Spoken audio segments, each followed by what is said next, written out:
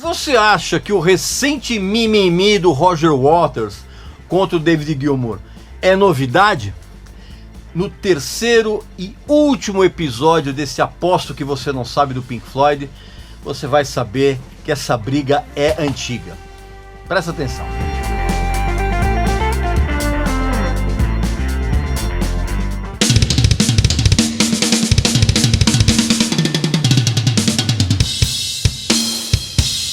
Fala batera, sou Ivan Buzik, baterista do Dr. Sim. Vamos aproveitar esse tempo que a gente tem para ficar em casa e evoluir no nosso instrumento, sair da estagnação e subir de patamar? Você ainda não conhece meu curso de bateria online? Ivan Buzik Curso Bateria. É um curso completo para você. Para quem está iniciando e precisa do melhor caminho para não ter vícios nem lacunas no aprendizado, e para quem já toca e quer subir de nível de maneira mais rápida, consistente e eficaz. São 8 módulos, mais de 40 aulas, vários bônus e um acompanhamento via WhatsApp comigo mesmo, para qualquer tipo de dúvida e suporte. Durante a quarentena você pode adquirir o curso com um preço de mais de 50% de desconto, super parcelado. Vou fazer caber no seu bolso. Agora é a hora. E além disso, seu acesso ao curso será vitalício, para sempre. Mas essas vagas com desconto são limitadas, então garanta logo a sua. Clique aqui no link abaixo e vamos juntos para a bateria. Meu amigo e minha amiga, você deve ter reparado que semanas atrás o Roger Waters soltou mais uma das suas lamentações, as suas broncas em cima do David Gilmour, dizendo que algumas lives que ele tinha feito com os amigos não foi incluído no site do Pink Floyd, que o material dele não tá lá, aquela coisa toda, aquele blá blá blá. Se você acha que isso é uma novidade, pode ter certeza que não, porque essa briga é muito antiga. E esse é apenas um dos assuntos que eu vou abordar nesse último episódio do Pink Floyd, né? Da série Aposto Que Você Não Sabe. Claro que você vai fazer a sua inscrição no canal, aquela coisa toda, vai visitar a nossa loja, que tem uns produtos muito legais. E eu tenho que começar esse terceiro episódio exatamente de onde eu parei, né? Você sabe que eu fiz o segundo episódio há um tempo atrás, só referente a esse disco aqui, né? O Dark Side of the Moon, né? E na verdade o episódio 3 ele começa exatamente depois do enorme sucesso desse álbum, assim, que é praticamente uma unanimidade. Terminaram as turnês do Dark Side of the Moon, né? Aquele sucesso unânime, todo mundo adorando o disco, aquela coisa toda, até que chegou o momento de voltar para o estúdio, né? Exatamente para o mesmo Abbey Road, onde eles tinham gravado o Dark Side, e gravar o sucessor, né? Só que algo que o fã absolutamente desconhece é que nessa época os caras do Pink Floyd queriam fazer qualquer coisa menos gravar um disco, e ainda mais um disco que fosse sucessor de um sucesso, de uma aceitação praticamente unânime, né? E aí o que acontece, cara? Eles começaram a dar uma enrolada. Aí cada um foi... O pessoal já estava com as suas famílias, o pessoal demorou para se reencontrar, para voltar a fazer o disco. E aí quando eles se reencontraram, eles tiveram uma ideia absolutamente maluca, que era lançar um disco só com sons que não fossem produzidos por instrumentos musicais. Por incrível que pareça. Esse disco ele se chamaria Household Objects, né? E é claro que hoje, com a tecnologia que a gente tem nos dias atuais, cara, é muito fácil você fazer, reunir tudo isso e colocar num teclado, né? Só que naquela época tudo era feito de uma maneira analógica. Então os caras perderam 2 meses fazendo experimentações, né? Com serrote, com um monte de coisa. E depois de uns 2 meses e meio, mais ou menos, eles resolveram abandonar tudo. Aquele monte de sons de serra, de martelo, tira de borracha, lâmpada quebrada, copo quebrado, tudo isso foi engavetado. E aí, mais uma vez, bateu aquela preguiça, né? Tava todo mundo com família, ninguém tava afim realmente de gravar um disco. Tem uma história interessante. Foi mais ou menos nessa época. E todos os integrantes do Pink Floyd, eles recebiam centenas de fitas, né? De outras pessoas, aquela coisa. E teve uma dessas fitas, cara, que caiu na mão do David Gilmour, uma fita de uma garota de 16 anos de idade, né? E ele ficou tão encantado com o que ele ouviu ali, cara, que ele não só ele deu uma força pra moça, ele pagando uma demo mais profissional pra ela, como ele contratou gente super gabaritada para trabalhar nessa demo, né? Ele fez uma demo com ela de umas 3 músicas. Ele contratou como produtor o Andrew Powell, que mais tarde virou integrante do Alan Parsons Project, né? O Alan Parsons, que tinha sido engenheiro do Dark Side of the Moon. E ele inclusive contratou, o David Gilmour contratou o engenheiro de som dos Beatles, o Geoff Emerick. Pô, timaço, né? E com essa demo de 3 músicas, o David Gilmour, ele mesmo levou para a EMI, que era a gravadora do Pink Floyd, e a EMI contratou essa menina. Essa menina chamava-se Kate Bush.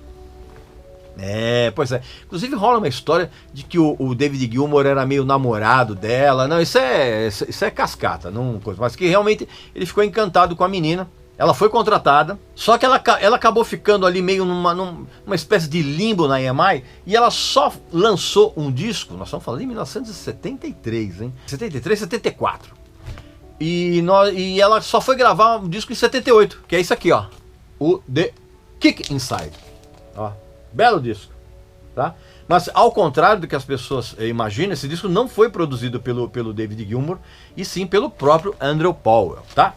E aí nessa época também o Nick Mason, que era o batera, ele também não estava muito, como todos os outros, não estava muito nem aí, tanto que inclusive ele participou de um disco do Robert White, que era o ex-baterista do Soft Machine, e que tinha ficado paralítico por conta de uma queda que ele teve de uma janela. E o Nick Mason participou desse disco chamado Rock Bottom, né, que eu tô atrás desse disco em vinil, mas assim, nas raras vezes que eu encontro, nunca está em bom estado.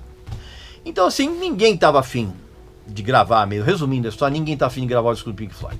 E a maior parte de 1974 foi assim. Como a banda não tava com pique nenhum de lançar disco, cara, a gravadora EMI, ela pra não deixar um espaço em branco no seu catálogo, vamos dizer assim, pros fãs, o que ela fez, cara? Ela pegou os 2 primeiros discos do Pink Floyd, o The Pipe at the Gates of Dawn e o A Saucer Full of Secrets, e ela transformou isso num LP duplo, chamado A Nice Pair, tá? Então tem muita gente que comprou esse disco achando que era um disco novo Pink Floyd. Não, cara, eram os 2 primeiros reembalados, vamos dizer assim, né? E foi exatamente por conta dessa preguiça em voltar a gravar, havia um motivo para isso. Começou a surgir entre os integrantes do Pink Floyd um clima meio ruim. E esse clima, ele piorou bastante quando o chefe da equipe técnica, pouquíssima gente sabe disso, esse clima começou a ficar muito ruim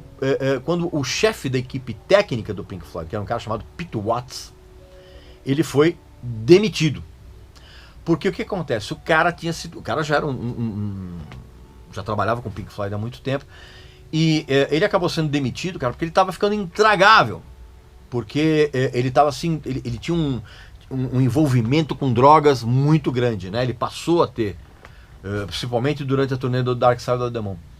E ele acabou sendo demitido. Ele foi demitido pelo Roger Waters, e o David Gilmour e o Richard Wright não ficaram muito contentes com isso, né, cara? Porque ele era um cara famoso pau pra toda a obra. O Nick Mason se absteve, então isso já criou um ambiente ruim nos caras.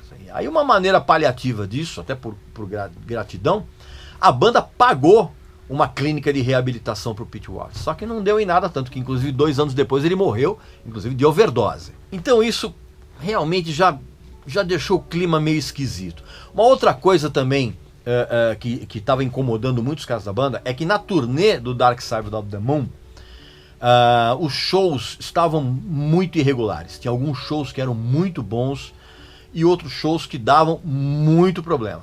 Dava muito problema. E isso, evidentemente, que internamente também foi um motivo de conflito. Então, na verdade, o Pink Floyd ele começou a trabalhar para valer mesmo, inclusive com uma certa pressão da gravadora, em janeiro de 1975. E aí o que acontece? Quando eles se reuniram em estúdio, cara, as brigas aumentaram ainda mais. Porque aconteciam umas discussões homéricas, assim, por conta de atraso dos integrantes, né, para chegar no estúdio.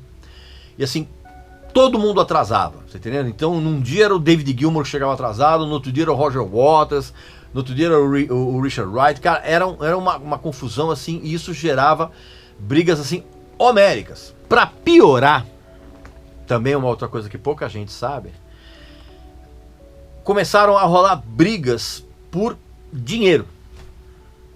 Cara, por quê?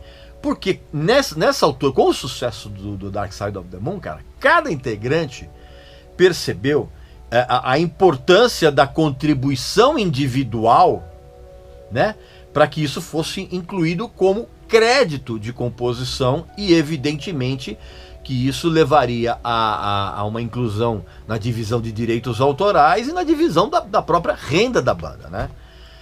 E você sabe, cara, quando entra dinheiro na jogada, muda tudo. Isso vale para qualquer coisa, para banda, para empresa, para casamento. Entrou dinheiro na jogada, negócio degringola. Foi então que começaram a surgir os primeiros esboços do que viria a ser Shine On You Crazy Diamond. Porque assim, ela já era tocada nos ensaios do Dark Side of the Moon, né, durante as turnês. Tem alguns bootlegs, por exemplo, que tem já alguns trechinhos dela que eram apresentados como se fossem improvisos. Que, aliás, era uma coisa que a banda sempre fez. Como você sabe, quem assistiu os outros episódios do Apóstolo, você não sabe, eu contei que várias canções, antes de entrarem nos discos, elas eram apresentadas nos shows, cara. Coisa incrível, né?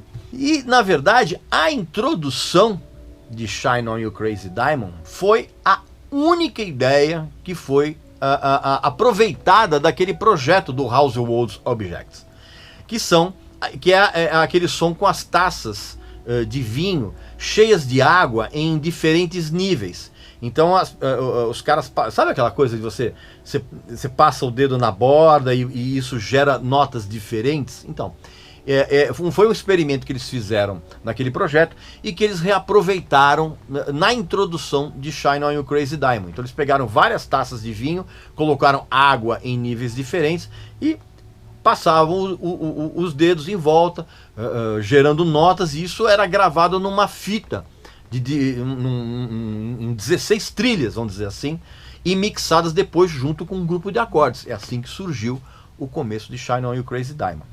E também, como eles sempre faziam, cara, eles paravam a gravação do disco para fazer shows. Era uma característica da banda. Os caras interrompiam os trabalhos, iam fazer show, por exemplo, lá na França, depois voltava e continuava a fazer o disco. Né? Uma coisa incrível. E aí eles voltaram, saíram e voltaram só em maio para gravar um outro tema que tinha surgido numa passagem de som e que eles acabaram também aproveitando, que era a música que acabou batizando o disco, né? Vou até mostrar aqui o disco para vocês, o Wish You Were Here, tá? Aliás, essa edição é muito legal, né? Vocês já viram essa edição aqui? Bacana, né? Aqui, ó. Ediçãozinha bem legal, aqui, ó. Eu já vou contar um pouco a respeito da história dessa capa aqui. Aguenta a mão aí. Então o que acontece? Aí tem uma música desse disco que chama-se Have a Cigar. E essa música, evidentemente que todo fã sabe que ela é cantada pelo Roy Harper, né, que era um cantor e violonista folk muito famoso na Inglaterra. Ele apareceu aqui nesse disco porque o que acontece? Na mesma época que os caras do Pink Floyd estavam gravando no Abbey Road, em um dos estúdios de Abbey Road, o Roy Harper estava gravando num outro estúdio. E aí o Roy Harper apareceu lá para dar um alô, oi, tudo bem, aí não sei o que lá. E exatamente no momento em que os caras estavam ouvindo a versão de Have a Cigar com os vocais do Roger Waters e com os vocais do David Gilmour. Eles estavam experimentando, e assim, nenhum dos dois ficou satisfeito com o resultado. E aí o Roy Harper tava lá, ele falou, pô, meu, posso tentar fazer um negócio aqui? Aí os caras falam, não, pô, vai lá. Meio que, né? Tipo, pô. E o cara cantou de uma maneira sensacional. E os caras gostaram tanto, cara, que chamaram o cara para gravar o disco. Tanto que, inclusive, os vocais, como você bem sabe, os vocais de Have a Cigar são do Roy Harper. Muita gente que ouve essa música pensa que é o David Gilmour, o Roger Waters cantando. Não, cara, é Roy Harper. Isso foi em maio. Um mês depois, apareceu... Como é que eu vou dizer assim? Apareceu uma figura no estúdio que mudou completamente o som do disco. A história é muito doida. Um dia, o pessoal estava entrando no estúdio, né? Então cada um deles estava chegando. Quando chegou o Roger Waters, não, minto, quando chegou o David Gilmour no estúdio, a secretária do Abbey Road chegou e falou assim, David, tem um senhor aqui que quer falar com vocês, falou que é amigo de vocês, cara. E aí o David olhou e ele viu um cara alto, gordo, com a cabeça raspada, sem as sobrancelhas, segurando 2 sacolas de supermercado. O David Gilmour chegou e falou, pois não, né? E o gordo chegou e falou, oi, David. Cara, o David Gilmour reconheceu na hora. Ele falou, cara, Syd. Era o Syd Barrett. Absolutamente irreconhecível. Aí eles entraram dentro do estúdio. O Roger Waters já estava lá dentro. Cara, o Roger Waters, quando viu o David, o Gilmour com aquele cara, ele olhou e falou assim, meu, que esse cara? Cara, na hora que o David falou, meu, olha quem tá aqui, meu. Que o Roger Waters olhou, ele falou, meu, não é possível, cara. E era o Syd Barrett. Assim, absolutamente irreconhecível, como eu disse, tá? E assim, a conversa... Aí chegaram os outros caras, chegou o Richard Wright, chegou o Nick Mason. O Nick Mason ficou branco, cara, quando viu.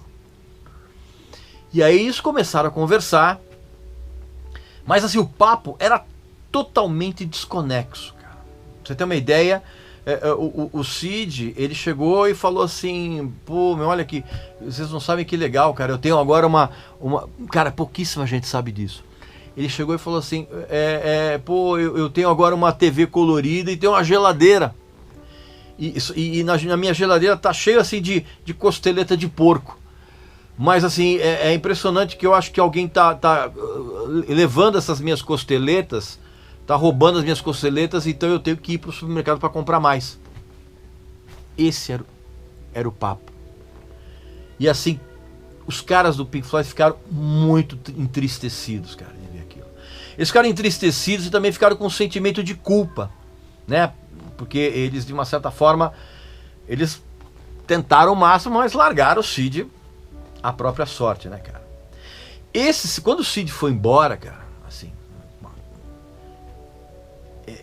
aquilo deu uma tristeza tão grande neles, cara, que o rumo sonoro das músicas tomou uma outra direção. Uma outra direção.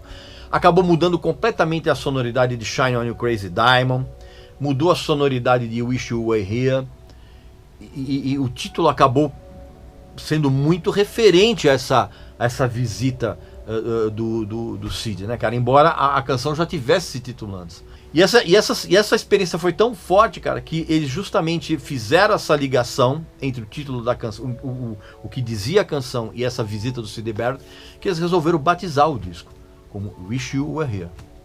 Eu gostaria muito que você estivesse aqui. Tem um outro detalhe que também pouca gente reparou, cara, que esse clima de tristeza, ele se estendeu até mesmo nas últimas notas do disco. Se você reparar, cara, no finalzinho do disco, você vai ouvir o Richard Wright tocando umas notas que lembram, que na verdade é See Emily Play, né? Que é uma espécie de última homenagem ao Syd Barrett, cara. E aí tem a capa do disco, né? Como eu havia dito, aqui, ela vinha com esse invólucro aqui, ó. E aí uma coisa interessante que essa capa que foi feita por aquela empresa Hipgnosis, né, fez as capas dos discos anteriores. Mas uma coisa interessante que pouquíssima gente sabe é que cada uma das fotos desse disco eram, na verdade, ideias da Hipgnosis para a capa principal. Então aqui, essa foto virou a capa principal, mas essa aqui também era uma opção. Vou mostrar aqui para vocês. Essas duas aqui eram opções de capa, tá? Deixa eu ver se tem mais alguma aqui. Ó, tudo isso aqui, na verdade, eram opções de capa. E aí os caras do Pink Floyd, eles gostaram tanto, cara, que eles falaram, cara, vamos aproveitar todas. E aí por isso que a edição original vem com os envelopes dentro, com cada uma dessas fotos aqui. É um negócio muito, muito bacana. E aí então rolou a turnê do Wish You Were Here, foi uma coisa muito bem sucedida. E aí quando terminou a turnê, os caras do Pink Floyd resolveram comprar um prédio de 3 andares, que eles apelidaram de Britannia, porque era o endereço onde ficava esse prédio, Britannia Street. Eles compraram esse prédio, cara, porque eles, na verdade, eles queriam transformar tudo numa espécie de central do Pink Floyd. Com estúdio, com escritório. O estúdio ficava embaixo. Aí ficava um depósito no segundo andar e o escritório no terceiro andar. Porque além deles desejarem ter essa central, ter uma autonomia maior, eles também queriam, e isso pouquíssima gente sabe, uma das intenções era que eles queriam se transformar numa espécie dos reis do aluguel de equipamentos. Porque eles tinham tanto equipamento, cara, das outras turnês, que o depósito estava cheio. Então eles falavam, cara, a gente vai se transformar, a gente vai alugar equipamento para todas as bandas. Todo mundo que quiser tem um equipamento. Então tem equipamento de som, de luz, tudo. Só que o negócio foi um tremendo fracasso ao longo dos anos, a ponto de que, com o passar do tempo, cada integrante que era sócio foi saindo, né, dessa sociedade, até que sobrou o Nick Mason. E aí o Nick Mason vendeu o prédio para uma empresa em 1986. E aí essa empresa transformou esse conglomerado num empreendimento lucrativo e passou até a ter o Pink Floyd como cliente, cara. Isso é outra história, né? Mas foi nesse estúdio do Britannia que começou a surgir o Animals, né? Que é o disco de 1977. Uma coisa muito interessante é que muito do material que você ouve aqui nesse disco já existia porque tinha sido tocado ao vivo. Inclusive, essa edição especial aqui do Wish You Were Here, que é uma edição dupla, ela vem com um segundo disco que já traz as gravações de 2 músicas na turnê do Wish You Were Here que seriam aproveitadas no Animals. Uma delas, chamada You Got To Be Crazy, virou Dogs.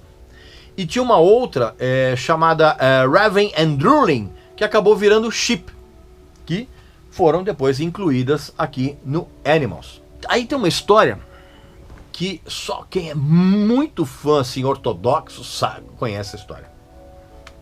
Quase no final das gravações do Animals, o Roger Waters ele compôs uma música chamada Pigs on the Wing. E ele acabou depois dividindo essa música em 2, porque uma serviu de introdução e a outra serviu de encerramento. Essa música gerou uma briga entre o Roger Waters e o David Gilmour muito feia. Muito feia. Sabe por quê? Por causa de direitos autorais, partilha de direitos autorais. Quando o Roger Waters dividiu essas músicas em duas, ele ficou com 2 faixas a mais como compositor. E aí a Dogs, que era uma música que tinha uma maior duração, ela na verdade era para virar 2 músicas, né? Uma de autoria do Roger e outra do David. E na verdade o que aconteceu? O Roger ele condensou tudo e acabou gravando com uma faixa única. E isso reduziu bastante a grana do David Gilmour como compositor. Então já começou a ter muita confusão. Na turnê desse disco tem uma coisa muito curiosa. Eles acrescentaram um outro guitarrista chamado Snowy White, que é um cara que já tinha tocado com o Peter Green, que foi o guitarrista do Fleetwood Mac. Ele já tinha tocado com o Cockney Rebel e ele tinha acabado de sair de uma turnê do Al Stewart. Sabe o Al Stewart, aquele do Year of the Cat? E o Snowy White, muitos anos depois, foi integrante do Tin Lizzy, né? Isso é outra história. O teste que ele fez para ser admitido como músico de apoio ao vivo no Pink Floyd foi tocar um solo na Pigs on the Wing, só que na música inteira, sem a divisão. E aí o que acontece, cara? Existe essa versão de Pigs on the Wing como uma música só, com o solo do Snowy White. Só que ela aparece só na edição em cartucho do Animals. Para quem não sabe, na época você tinha a versão em LP, a versão em cassete, e você tinha uma versão que era uma fita que a gente chamava fita de cartucho, uma fita de 8 pistas. E isso foi acho que um dos últimos lançamentos de fita de cartucho. E se você encontrar essa fita em cartucho, que é uma tremenda raridade, tem a Pigs on the Wing como uma música só, com o solo do Snowy White. É coisa incrível, né? Tem um outro detalhe também muito interessante. Todo mundo diz, aliás, não sei se todo mundo diz, mas assim, a maioria das pessoas considera esse disco do Pink Floyd o mais pesado, né, em termos de timbres mais, não vou dizer agressivos, mas mais densos. E isso tem tudo a ver com punk. Pois é, cara. Os caras perceberam que aquela leva de punk, que já era emergente naqueles tempos, era algo que ia certamente modificar o panorama musical. E o Pink Floyd era uma das bandas mais odiadas por essa turma. Então eles resolveram, por conta disso, dar uma espécie de resposta para essa molecada. Então eles acabaram pesando um pouco na timbragem dos instrumentos, né? Tanto você pode ver, a bateria do Nick Mason tá um pouco mais pesada, a guitarra do David Gilmour tá mais distorcida. Então esse peso extra tem a ver sim com o punk. Tanto é verdade que um ano depois o Nick Mason foi escolhido para produzir, foi contratado para produzir o segundo disco do The Damned, chamado Music for Pleasure, lá mesmo no estúdio do Pink Floyd. Aliás, outro disco também que eu não consigo encontrar em bom estado por aí, em LP. Mas enfim, isso é outro papo, né? E aí é evidentemente que tem essa capa, né? Que é icônica também, que é o porco inflável. E essa capa, cara, tem uma história muito absurda. Eles realmente montaram um porco inflável gigantesco, né? Para fazer a capa na frente da fábrica. A foto era essa. Para que não houvesse qualquer tipo de problema, olha que doideira, meu. Os caras contrataram um atirador. Um atirador por quê, cara? Porque se por acaso acontecesse qualquer problema com o porco inflável, o cara tinha ordens de atirar no porco e, né, murchar tudo, né? Pra não ter problema, né? Aí foi marcada a sessão de fotos no primeiro dia. Aí tá todo mundo posicionado ali, só que o tempo tava muito ruim, tava chovendo. E o pessoal da Hipnose falou assim, pô, cara, vamos deixar para amanhã, quem sabe amanhã o tempo melhora um pouco. Beleza. Cara, chegou o segundo dia, o atirador não foi. O que aconteceu, cara? Tava ventando tanto que o porco se soltou. E o porco se soltou, cara, e não é que ele se soltou e ficou, né, planando ou caiu. Cara, o porco se soltou e subiu a uma velocidade assim absurda. Absurda.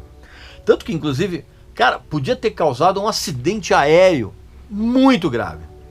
Tanto que, inclusive, tem uma história sensacional. Tem isso depois contaram.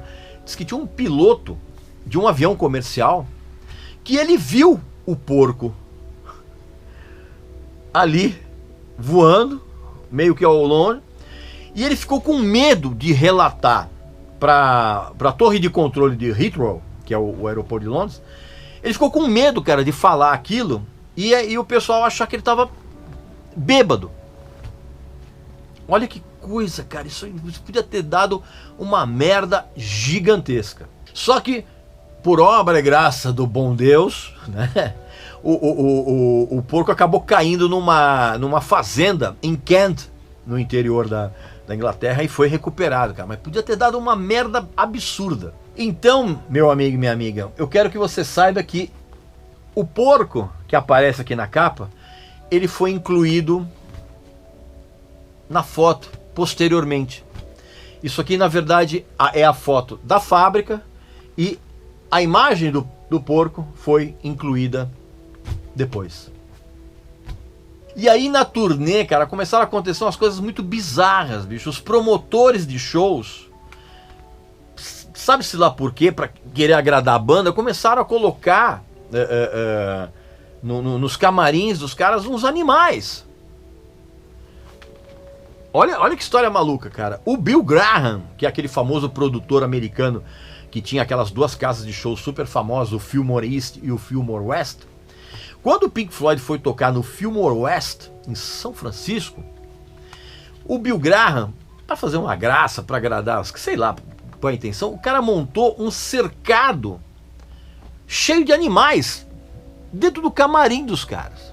A mulher do David Gilmour, na época, a Ginger, na hora que ela viu aquilo, e ela era vegetariana convicta, né, vegana, cara, ela armou um escândalo, cara, que ela mergulhou dentro do cercado com os animais, fez um escândalo absurdo e ela só saiu de lá quando garantiram para ela que todos aqueles animais do cercado ali iam ser libertados.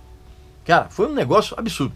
Na Alemanha, um dos promotores de shows que sempre trabalhava com o Pink Floyd, cara, ele resolveu dar um leitão vivo de presente para os caras no hotel onde eles estavam hospedados. E os caras do Pink Floyd falaram, meu, pelo amor de Deus, o que a gente vai fazer com isso, cara? E aí pegaram acho que, se não me engano, foi o road manager, e falaram para ele, meu, tira esse porco daqui, dá um jeito de tirar esse porco daqui, cara.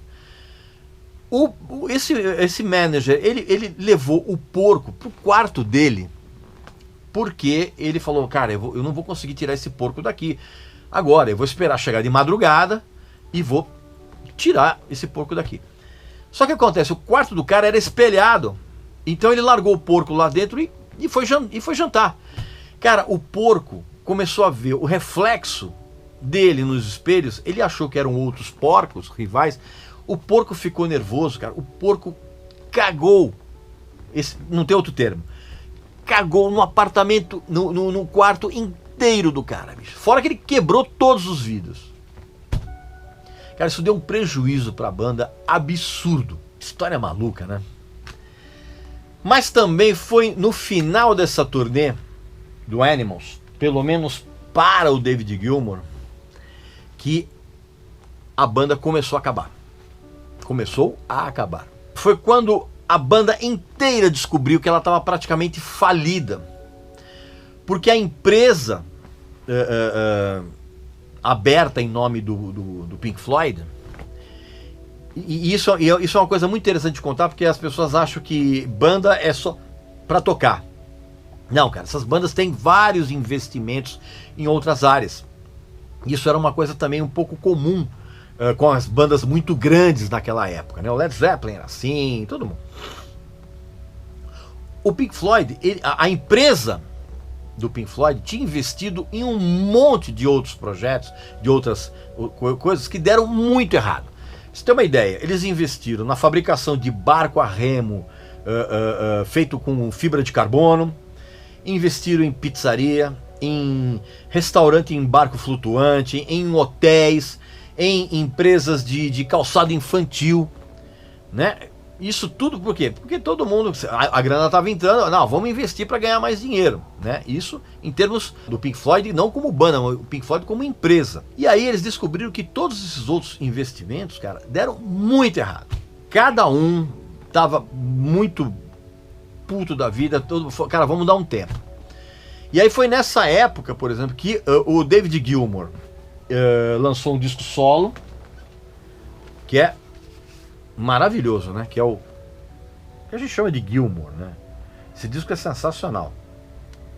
E o Richard Wright, ele também foi fazer o seu disco solo. Eu tenho aqui, ó, mostrar para vocês aqui, ó, chamado Wet Dream. Tá vendo? E o Nick Mason foi fazer uma, como é que eu vou dizer, uma participação num disco do Steve Hillage, chamado Green.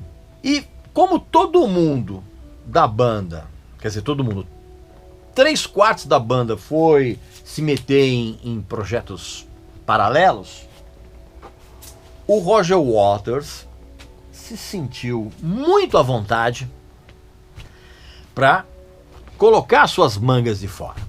No estúdio que ele tinha lá na casa dele, cara, ele gravou assim dezenas de demos. E várias dessas músicas foram mantidas para entrar aqui, ó, que viria a ser o The Wall. Esse disco, o The Wall, ele tem uma coisa interessante. O conceito dele surgiu de um incidente muito grave dentro dos padrões de comportamento do Pink Floyd, cara. Eles estavam fazendo um show, se não me engano, nos Estados Unidos, a turnê do Animals. E na frente do palco, na frente do Roger Waters, tinha um grupo de uns caras que ficaram o tempo todo gritando pro Roger Waters, pedindo pra banda tocar Careful with That Aches, Eugene. O tempo todo. Todo intervalo de música, os caras ficavam gritando. Cara, o Roger Waters teve um momento que ele ficou tão de saco cheio, cara, que ele chegou na beira do palco e ele deu uma cusparada nos caras, né? Sabe aquela cusparada que é catarrada, né? Vamos falar o termo popular. O cara deu uma catarrada nos caras. Os outros integrantes da banda, os caras viram isso, os caras ficaram, meu... Porque na verdade o que acontece? O Roger Waters era meio porta-voz da banda no palco. Esse incidente, na verdade, foi a gota d'água que mostrou que tanto o Roger Waters como os próprios outros integrantes da banda, cara, os caras não toleravam mais qualquer tipo de ligação com o público. Porque era uma coisa muito excessiva, cara, era muito obsessiva. Os fãs do Pink Floyd eram obsessivos em relação aos caras, bicho. Ó, pra você ter uma ideia, o clima já estava tão ruim, cara, que o que acontece? Nesse mesmo show, no final, como acontecia nos outros shows dessa turnê, a banda, ela entrava numa espécie de improvisação, tipo um blues de 12 compassos, sabe? Super tradicional, enquanto a equipe começava a desmontar os equipamentos que estavam no palco. Até que sobrava um integrante do Pink Floyd sozinho, e aí ele terminava, boa noite, um abraço, até logo. Pra você ter uma ideia, cara, o clima estava tão ruim que nesse show que aconteceu a cusparada do Roger Waters, o David Gilmour, cara, ele se recusou a participar desse bis, cara. O cara não voltou pro palco. E aí foi esse incidente, cara, que fez brotar o conceito do The Wall, né? Pouca gente sabe disso. Aí veio tudo junto, né, cara? Veio o disco, veio o show e veio o filme. E aí quando ele mostrou todo aquele material bruto para os outros caras da banda, a intenção do Roger Waters, inicialmente, ele tinha um material que dava para 2 discos. E ele batizou um dos discos como The Wall, né? Embora nessa fase ainda não tinha algumas músicas, por exemplo, como Run Like Hell e Comfortably Numb, que são músicas que vieram depois por parte do David Gilmour. E ele tinha também material para lançar um outro disco do Pink Floyd, que se chamaria The Pros and Cons of Hitchhiking, que em 1984, como aquele material todo não foi aproveitado, ele acabou sendo lançado como se fosse o primeiro álbum solo do Roger Waters. Aqui, ó, esse disco aqui, tá? E na época, cara, foi uma coisa incrível, porque assim, os caras da banda ficaram aliviados por ter todo esse material, cara, porque eles não teriam que ficar gastando tempo em compor coisas. E aí as gravações do The Wall começaram, já com James Guthrie como produtor, que é um cara que já tinha trabalhado como engenheiro em discos do Judas Priest e do The Move, e também com o Bob Ezrin, que era o famoso produtor que já tinha trabalhado com Alice Cooper, com Lou Reed, que também estava ali. Então seria mais ou menos um disco que seria meio que coproduzido pelos dois. E aí tem uma história, cara, que quase ninguém sabe. Quando o Bob Ezrin entrou na sala do estúdio, onde os caras já estavam trabalhando com o James Guthrie, nas primeiras canções do The Wall.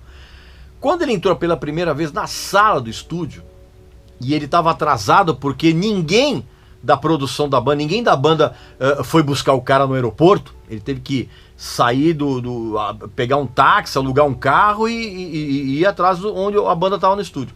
Como ninguém foi buscar o cara, ele chegou atrasado. Cara, na hora que ele entrou no estúdio, ele, oi pessoal, tudo bem? Não sei o que, blá, blá, blá. Cara, o Roger Waters virou pra ele e fez assim, ó. Como que dizendo, meu, se é hora de chegar. O Bob Ezrin, que já era um macaco velho de estúdio e um cara que não tinha lá um bom humor, o cara chegou pro Roger Waters e falou assim, deixa eu vem cá um pouquinho. A gente pode conversar um pouquinho ali aqui na outra sala? Aí o Roger Waters falou, tá, ok, vamos lá. Foram. Cara, o Bob Ezrin chegou no Roger Waters, botou o dedo na cara dele e falou assim, cara, eu já tenho pai. Nunca mais você faça isso novamente na frente das pessoas. Porque se você fizer, cara, eu vou te dar um murro na cara. Cara, o Roger Waters ficou tão assustado com essa reação, cara, que o cara voltou pro estúdio pianinho. E nesse ínterim em que eles estavam gravando o The Wall, cara, aquela confusão toda com grana da empresa, lembra que eu contei agora há pouco? Cara, aquilo explodiu. Explodiu. Não que isso tenha influenciado o som do The Wall, mas foi essa confusão toda, esse problema gigantesco, cara, influiu muito na relação entre os caras da banda. Eu já vou contar isso com um pouquinho mais de detalhes daqui a pouquinho.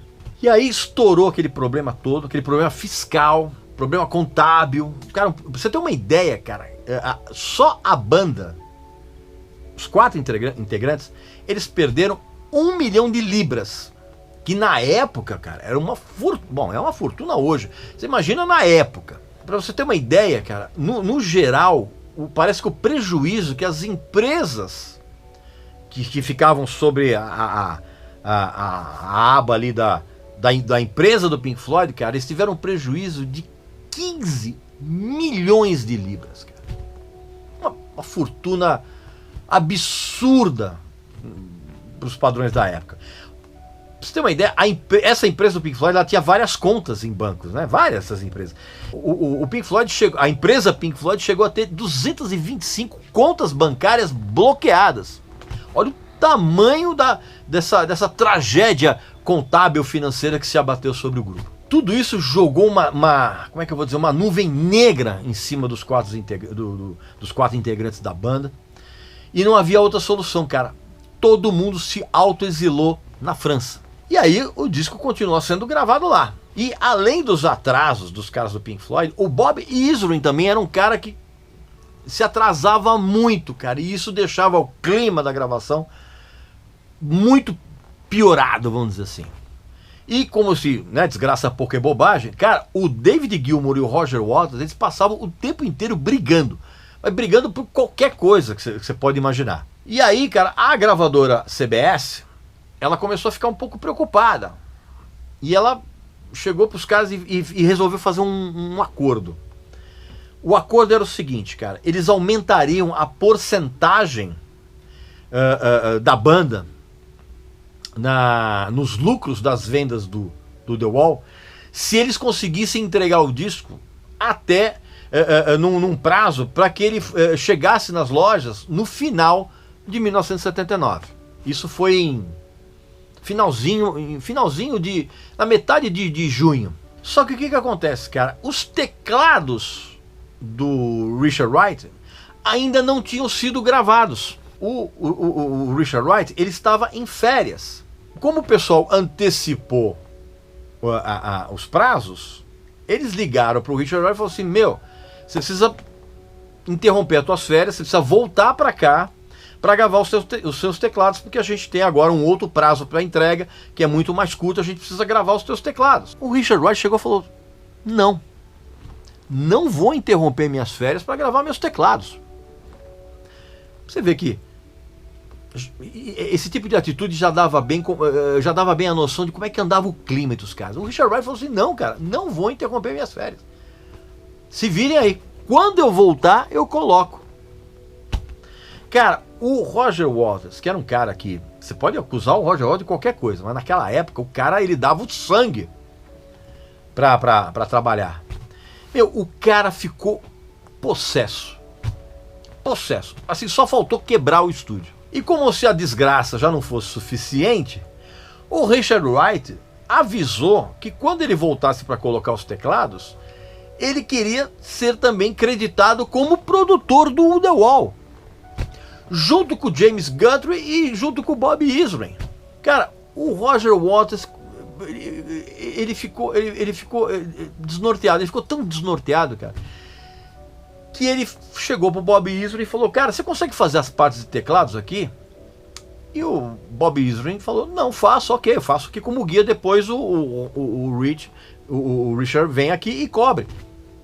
A maioria dos teclados que você ouve no The Wall foi tocada pelo Bob Ezrin.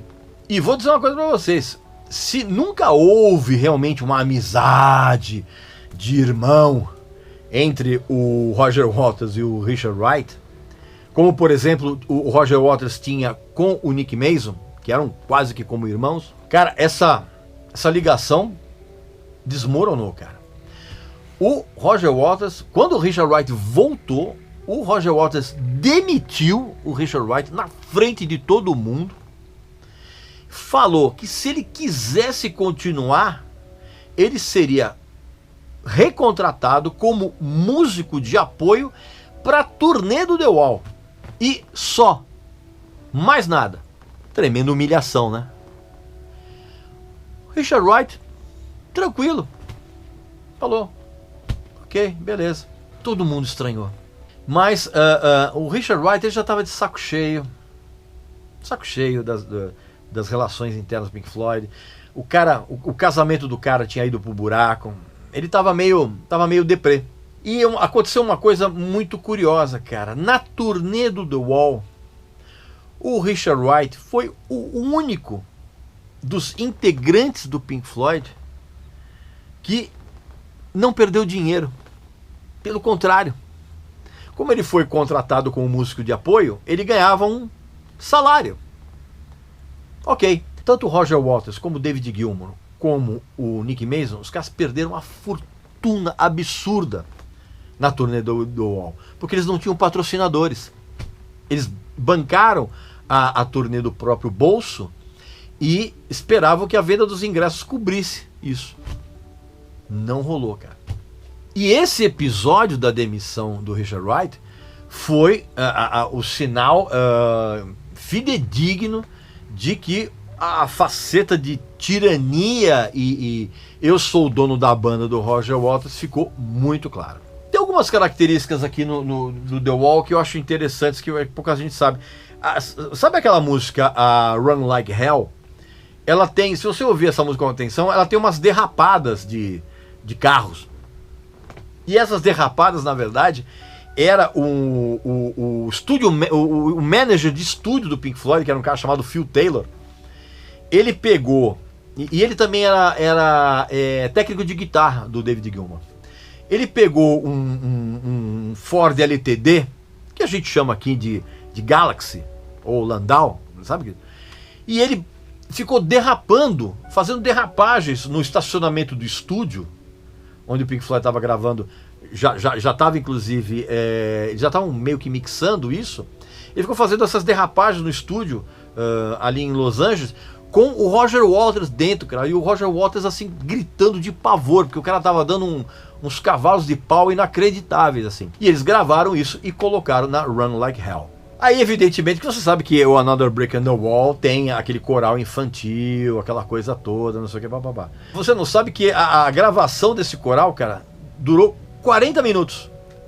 Que era o período, pela lei britânica, que os alunos podiam ficar fora da escola durante o período de aula. Incrível isso, né, cara? Eu gravaram 40 minutos.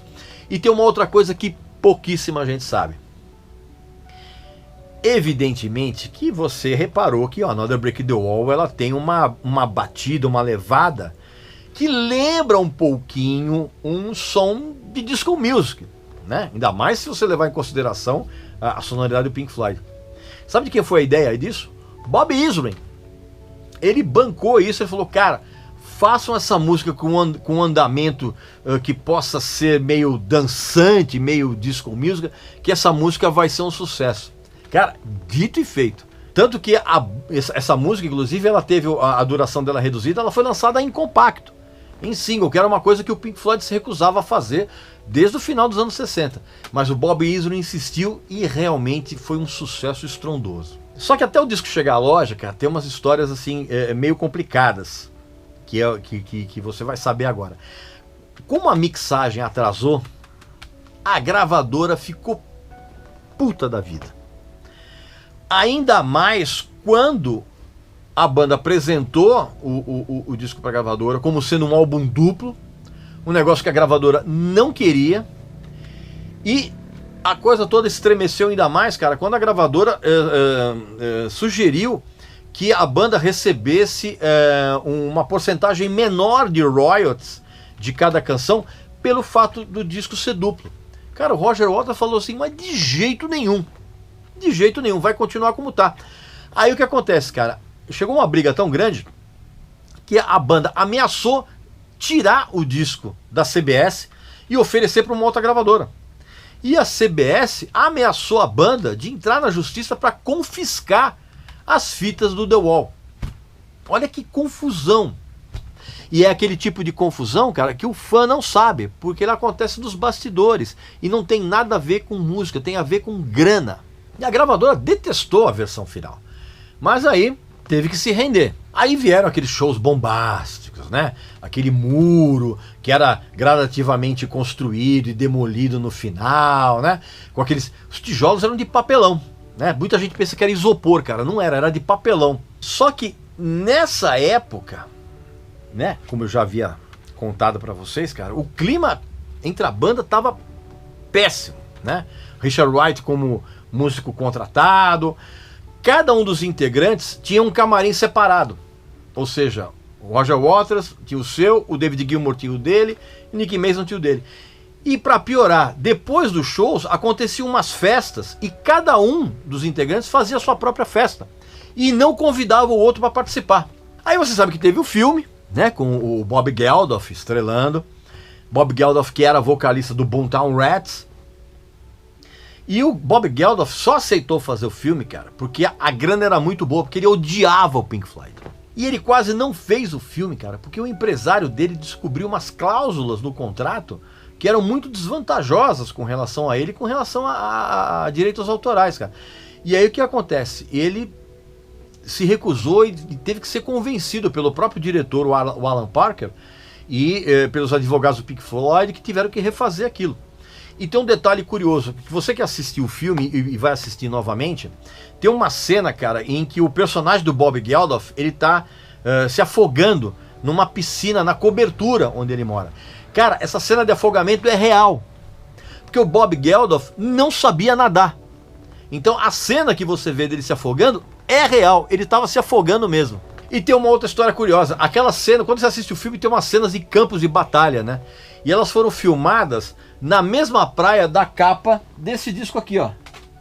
Do A Momentary Lapse of Reason, né? Já vou falar a história desse disco aqui. Calma lá. E aí o que acontece? Aí terminou a turnê do The Wall e o Roger Waters, ele aproveitou algumas das canções que ele tinha mostrado para a banda e que não foram aproveitadas no disco, e ele começou a esboçar um novo álbum do Pink Floyd com aquelas canções recusadas. Esse disco ia se chamar Spare Bricks, só que o conceito do disco mudou completamente com a memória do pai dele, morto na guerra.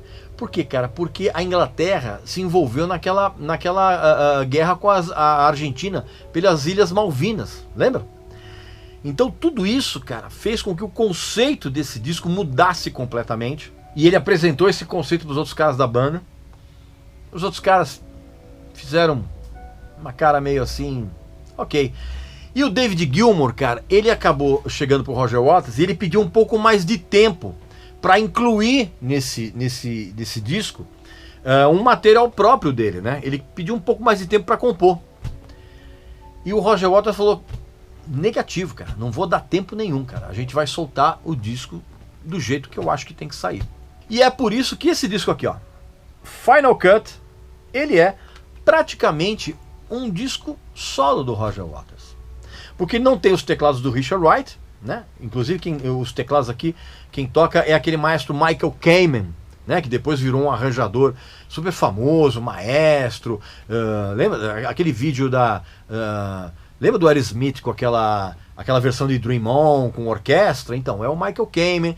Aquele DVD do Metallica com orquestra, o arranjador é o Michael Kamen. Então ele já tinha obtido uma certa reputação dentro do meio musical por conta desses de trabalhos muito bons, inclusive como esse aqui. E ele já havia trabalhado no The Wall como arranjador, toda aquela parte orquestral. Então não tinha os teclados do Richard Wright. Também não tem praticamente os vocais do David Gilmour, tanto que inclusive só tem uma música desse disco que o David Gilmour canta, que é a Not Now John. E todas as ideias que ele apresentou dentro daquele prazo que o Roger Waters tinha para lançar, nada foi aproveitado. Tanto que inclusive a única coisa que ele contribui aqui, além dos vocais nessa música, são os solos de guitarra. Então isso aqui virou praticamente um disco solo do Roger Waters. Também não colaborou aqui o Bob Ezrin na produção, e por um motivo absurdo. O Bob Ezrin, ele foi colocado para fora da turma do Pink Floyd quando ele deu uma entrevista para uma revista americana, onde ele contou detalhes do que seria a turnê do The Wall, né, com aquela coisa do muro, antes da turnê começar. E ele tinha assinado um contrato de confidencialidade para não divulgar nada. E ele não só rompeu esse contrato, né, com essa entrevista, como ainda o repórter americano ainda deu uma exagerada na entrevista a respeito do papel do Bob Ezrin na confecção do The Wall.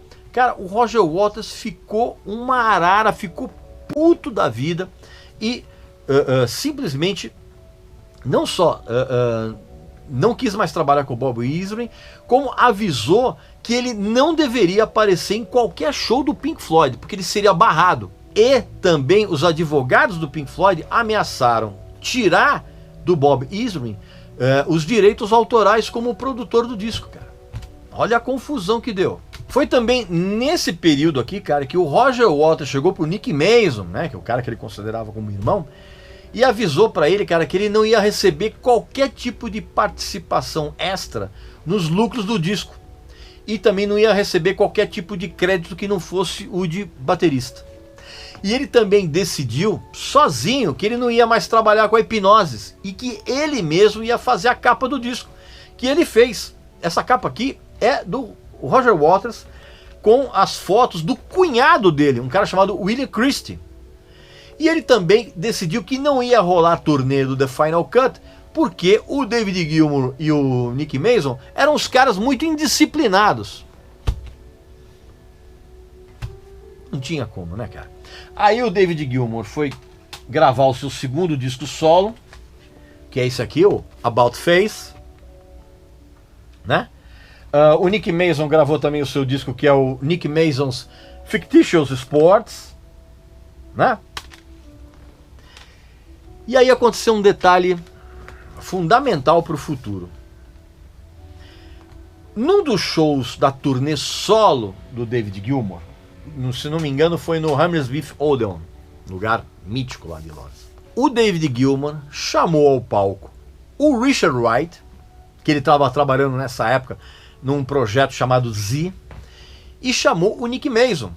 Os dois estavam ali, tinham ido assistir o show do David Gilmour, e ele chamou os dois para o palco para tocarem Comfortably Numb. E aí aconteceu o quê? Aquela química entre os três voltou, né? Os três sentiram isso. No dia seguinte, eles se falaram por telefone e surgiu a ideia de continuar o Pink Floyd sem o Roger Waters, que estava lançando esse disco aqui, né, que eu mostrei para vocês, o The Pros and the Cons of Hitchhiking. E o Roger Waters tinha saído em turnê com esse disco solo dele, tocando muitas músicas do Pink Floyd e com um tipo de show, cara, que lembrava um pouco, que simulava um pouco aquela grandiosidade de outrora, né? Aí chegou em 1985, teve o Live Aid, né? Quase que o Pink Floyd participou, mas acabou não rolando. E aí, no ano seguinte, em 86, cara, o David Gilmour, o Richard Wright e o Nick Mason, eles deram os primeiros passos, né? Eles viram que a coisa não ia ser legal mesmo com o Roger Waters, eles deram os primeiros passos para fazer um disco sem o Roger Waters, né? O David Gilmour já tinha várias demos prontas e eles começaram a trabalhar nessas músicas.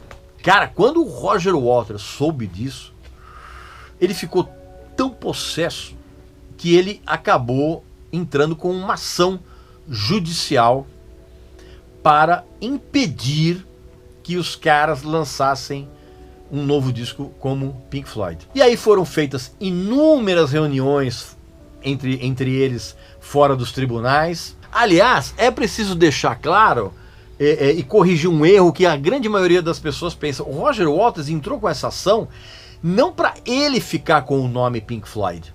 Ele mesmo não queria isso.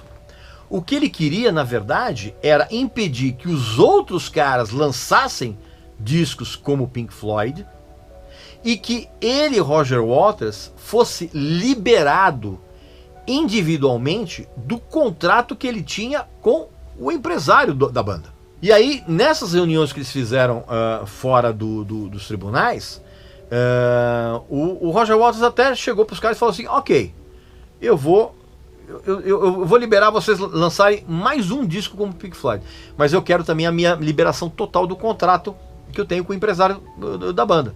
Na época, o David Gilmour e o Nick Mason recusaram, porque eles acharam que era uma falta de lealdade do Roger Waters em relação ao empresário dos caras, que estava com eles há muitos anos e era quase como um quinto integrante da banda. E isso, na verdade, foi um erro, né? Até mesmo o Nick Mason, numa entrevista, ele admite que isso foi um erro, cara. Eles deveriam ter aceitado isso na época. Essa ação continuou rolando nos tribunais e o Roger Waters sempre deixando muito claro que ele queria que fosse o veredito fosse que a banda fosse oficialmente encerrada, né? O Pink Floyd. E o Roger Waters queria que isso acontecesse porque ele sabia espertamente que se a banda continuasse, qualquer coisa que eles fizessem iria ofuscar a carreira solo do Roger Waters, evidentemente. E para piorar, cara, o Roger Waters, numa dessas reuniões, ele chegou pro David Gilmour e falou assim: cara, E outra coisa, bicho, você não tem competência para fazer mais um disco sozinho como se fosse o Pink Floyd. Cara, o David Gilmour ficou mordido com isso, cara. E isso acabou fazendo com que ele de tanta raiva, ele se sentisse ainda mais estimulado a fazer um disco, né? Ele sentiu esse menosprezo do Roger Waters, não só com relação a ele, mas também o menosprezo que ele tinha com relação ao Nick Mason, ao Richard Wright. Então, assim, e para piorar as coisas, o Roger Waters, depois de uma dessas reuniões, ele foi para a imprensa e ele declarou que oficialmente o Pink Floyd tinha acabado. O David Gilmour tomou isso como um insulto muito grave, pessoal, e ao mesmo tempo um estímulo para eles continuarem trabalhando. E aí, como se não bastasse toda essa raiva, cara, o Roger Waters ainda ficou muito bravo, porque ele resolveu chamar o Bob Ezrin para produzir o Radio Chaos, né, que era o segundo álbum do solo do Roger Waters. E o que acontece, cara, o Bob Ezrin, que já tinha ficado puto com aquela história do... chegou e falou assim, não, cara, eu vou trabalhar com o David Gilmour e o Nick Mason. E, cara, o Roger Waters ficou, mas assim, muito puto da vida. Ele falou, ah é? Você vai trabalhar então com os Muffins? Ok, nunca mais me procure. Muffins era o termo com que o Roger Waters se referia ao David Gilmour, ao Richard Wright e o Nick Mason, cara, como Muffins. E aí, as gravações do que continuaria a ser o Pink Floyd começaram naquele enorme estúdio barco do Gilmour, né? O Astoria, que é um barco gigantesco, e ele montou um estúdio espetacular dentro do barco, porque o barco era muito grande, o barco tinha uns 30 metros de extensão. Pra você ter uma ideia, tinha um espaço para uma orquestra ali para gravar. Mas isso quase não aconteceu, cara, porque quase rolou uma tragédia, mais uma, né, das tragédias financeiras da banda, cara. Porque teve um dia em que aconteceu um aumento muito grande do nível do rio Tâmisa, onde tava o barco estava ancorado. E esse aumento do nível da água, cara, foi muito rápido. E aí quando começou a aumentar o nível da água, como o barco estava amarrado numa espécie de cais que tinha ali, o barco começou a bater e começou a virar com a subida do nível da água, cara. Se não fosse um caseiro meio barqueiro ali que tomava conta, um cara chamado Langley, que soltou as amarras do barco para o barco não bater no cais e virar, tudo aquilo ali seria perdido, estúdio, tudo, equipamento, tudo. E ele ficou tão agradecido pela prestatividade do Langley que estava ali, que na turnê do disco ele prometeu que ele ia colocar nos filmes atrás do palco um trecho do Langley remando, né? E isso realmente aconteceu, mas eu vou contar daqui a pouquinho. Então foi lançado A Momentary Lapse of Reason, tá? Nesse disco, o Nick Mason não tocou praticamente nada. Porque, cara, tem muita coisa programada aqui. E o Nick Mason, cara, ele tava com um sério problema de andamento. Ele não conseguia tocar no mesmo andamento que as programações. Então o que acontece? O que não foi programado aqui de bateria foi tocado pelo Carmine Appice e pelo Gene Keltner, né? Dois bateristas super famosos. O Richard Wright só se juntou para colocar os teclados dele aqui na fase final. E há um motivo para que na foto do disco, que eu vou mostrar aqui para vocês, só tivesse o Nick Mason e o David Gilmour, tá? Só os dois aparecem aqui no disco. Aqui, ó, tá vendo? Ó. Sabe por quê? Porque eles descobriram que no contrato de demissão do Richard Wright em 81 havia uma cláusula que proibia o Richard Wright voltar ao grupo como integrante. Por isso que só tem os dois aqui. E aqui eles voltaram a trabalhar com o Storm Thorgerson, né, daquela empresa Hipnose. A empresa não existia mais. Aqui, na verdade, essa é a praia onde rolou também aquelas cenas de batalha do filme do Pink Floyd, né? Do The Wall, tá? Como eu falei anteriormente. E aí teve outro problema sério, que é o seguinte, cara. Na hora de sair para fazer a turnê, não tinha patrocinador. E aí o que acontece? A turnê teve que ser bancada pelo David Gilmour e pelo Nick Mason. Grana do próprio bolso. E aí, como não tinha patrocinador e também não dava para colocar todos os ingressos à venda antecipadamente e depois usar o dinheiro para financiar essa turnê, o que é que aconteceu? O Nick Mason, que era um cara fissurado em carros e dono de vários carros de luxo, ele foi numa espécie de loja de penhores de carro de luxo e ele botou uma Ferrari GTO de 1962 no penhor para poder conseguir a grana. Sabe quanto valia essa Ferrari, cara, no mercado da época? 14 milhões de dólares. Pois é. E aí, né, voltando então aquele imbróglio todo do Roger Waters com o David Gilmour, então no tribunal não teve uma derrota do Roger Waters, e sim eles acabaram fechando um acordo. Inclusive esse acordo foi fechado na noite de Natal de 1987. E aí, o que acontece? O Roger Waters ficou livre do seu contrato com o empresário da banda, e o David Gilmour e o Nick Mason puderam continuar como Pink Floyd. Aí eles levaram esse acordo para um tribunal, e aí o tribunal validou esse acordo. Tá? Então não é que teve derrota, e também não é que o Roger Waters queria o nome Pink Floyd, não era isso. E aí então teve a turnê, e aí eles começaram a trabalhar nesse disco aqui, que é o Division Bell. Né? Eles começaram a trabalhar em janeiro de 1993. E esse disco aqui, cara, ele quase teve um nome muito esdrúxulo. Que o David Gilmour queria batizar esse disco como Powwow. Powwow. E o Nick Mason queria que ele chamasse Down to Earth. Né? E aí eles foram para aquele antigo edifício que era deles, que era aquele edifício estúdio, que não era mais dele agora, era daquela empresa, né? Como eu contei. E aí foram só os três. Foi o Richard Wright, o David Gilmour e o Nick Mason e mais um engenheiro de som. Não tinha material prévio. Eles começaram a fazer umas jams e a partir dessas jams começaram a surgir as músicas desse disco. Disco, aliás, que na época foi lançado no Brasil e só no Brasil nessa edição aqui, ó. Vou mostrar para vocês aqui, ó. Tá vendo? Olha que legal. Tá vendo? Capa dupla. E só no Brasil, na época, ele foi lançado em vinil colorido. Aqui, ó. Só no Brasil. Tá?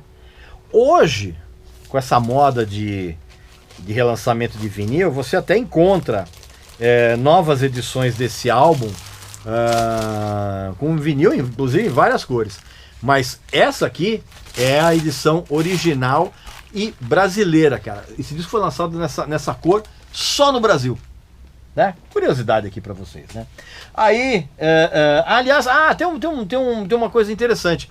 Tem duas músicas nesse disco, uma chama Cluster One e a outra chama Marooned, que elas soam exatamente como aquilo que eles gravaram nesse estúdio, nessas jams. E cada uma dessas músicas surgiu meio que a partir de improvisações. E foi também a primeira vez que as letras passaram a ser escritas pela nova mulher do David Gilmour, que é a Polly Samson, né? As letras bem legais, inclusive. E aí teve aquela reunião, como você sabe, no Live 8. Aqui, ó, deixa eu mostrar aqui pra vocês, aqui, ó, no Live 8, né, que foi a segunda edição do Live 8. E tem uma história assim, o Bob Geldof queria muito que o Pink Floyd se reunisse aqui. E ele entrou em contato com o David Gilmour recusou na hora, falou de jeito nenhum. E aí o Bob Geldof entrou em contato com o Nick Mason. E o Nick Mason gostou da ideia, e aí ele enviou um e-mail pro Roger Waters, né, que eles sempre muito amigos, um e-mail meio dissimulado, assim, perguntando, olha, pô, vai rolar um Live 8, aí não sei o que, pô, será? o que você acha disso? O Bob Geldof tá querendo ligar para você. E aí o Roger Waters falou, ok, sem problema. O Roger Waters ligou pro Bob Geldof e perguntando, como é que eu posso ajudar vocês aí? E aí o Bob Geldof falou, cara, eu tô tentando reunir o Pink Floyd, pelo menos para esse evento. E aí falou da causa nobre, não sei o que, blá blá blá. E o Roger Waters se convenceu, cara. O Roger Waters ligou pro David Gilmour, pessoalmente. Falou, e aí? Tudo bem? Tudo bem. Pô, vamos fazer essa apresentação, cara. Pô, puta motivo nobre, não sei o que, blá blá blá. Aí o David Gilmour ficou muito surpreso de receber essa ligação telefônica do próprio Roger Waters e falou, tá bom, me dá um tempo aí para pensar. No dia seguinte, o David Gilmour ligou pro Nick Mason e falou assim, fala pro Roger que eu topo fazer e eu vou avisar o Richard Wright. E aí, eles acabaram participando do evento, né? Não sem antes algum tipo de rusga interna, né? O ensaio, assim, dessa reunião, assim, não foi tão tranquilo quanto as pessoas imaginam, né? Teve alguns momentos de acidez tipicamente britânica, né? Tem uma história, eles estavam ensaiando e o Richard Wright fez um comentário a respeito de uma linha de baixo numa das músicas que o baixista da turnê do Pink Floyd, o Guy Pratt, ele fazia. E o Guy Pratt era genro do Richard Wright, porque ele tinha casado com a filha do tecladista, a Gala, logo depois que acabou a turnê do Division Bell. E aí o Richard Wright falou, pô, cara, essa linha de baixo, o Guy Pratt ele faz de um jeito um pouco diferente, que é legal também, que é mais fácil, não sei o que, blá, blá, blá. Cara, o Roger Waters virou pro Richard Wright e falou assim, cara, o que você e o seu genro fazem em particular, absolutamente não me interessa. Aí, cara, ficou aquele clima no ensaio. O David Gilmour pensou, vai voltar tudo de novo. E aí, muito relutantemente, né, já tinham dado a palavra, aí o Pink Floyd se apresentou no Live Aid e foi, né, aquela choradeira, coisa e tal. E o Roger Waters muito animado ali em cima do palco, no agradecimento, achando que ia rolar. Cara, David Gilmour falou negativo. E então, até hoje, né, esse foi o último capítulo de Pink Floyd na face da Terra, né? Porque aí cada um foi fazer as suas coisas, né? O David Gilmour continuou a carreira solo, o Roger Waters também, o Richard Wright acabou morrendo, o Nick Mason voltou recentemente agora com uma banda chamada Salsa Full of Secrets, em que ele revisita só o material daquela fase que a gente chama de psicodélica do Pink Floyd, um show bem legal inclusive. Enfim, essas então são algumas histórias que muita gente não conhece e vai passar a conhecer agora dentro dessa série do Aposto que Você Não Sabe. Não esquece de fazer a sua inscrição aqui no canal, visitar a nossa loja que tem uns produtos muito legais. E a gente volta muito em breve aqui com mais um vídeo com um assunto bem legal para discutir aqui para vocês, beleza? Então, um abração para todo mundo, saúde para você, para sua família e para os seus amigos, beleza? Até mais!